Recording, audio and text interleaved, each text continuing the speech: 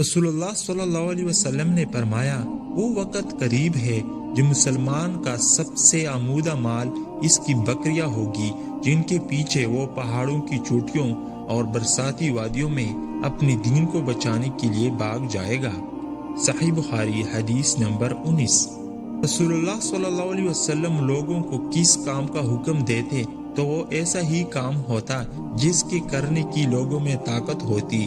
اس پر صحابہ رضی اللہ تعالیٰ عنہ نے عرض کیا کہ یا رسول اللہ، ہم لوگ تو آپ جیسے نہیں ہیں، آپ تو معصوم ہیں، اور آپ کی اللہ پاک نے اگلی پچھلی سب العرض معاف فرما دی ہے، اس لیے ہم اپنے سے کچھ زیادہ عبادت کا حکم فرمائیے۔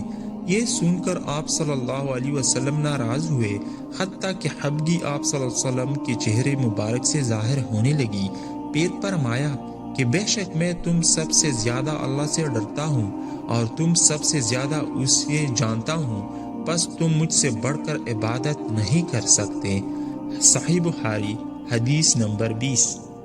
آپ صلی اللہ علیہ وسلم نے فرمایا، جس شخص میں یہ تین باتیں ہوں گی وہ ایمان کا مزہ پالے گا۔ ایک یہ کہ وہ شخص جسے اللہ اور اس کا رسول ان کے ماں سوا سے زیادہ عزیز ہوں، اور دوسرا یہ کہ جو کسی بندے سے محض اللہ ہی کے لیے محبت کرے، اور تیسری بات یہ کہ جس اللہ نے کفر سے نجات دی ہو پھر دوبارہ کفر اختیار کرنے کو وہ ایسا برا سمجھے جیسے آگ میں گر جانے کو برا جانتا ہے۔ صحیح بخاری حدیث نمبر 21۔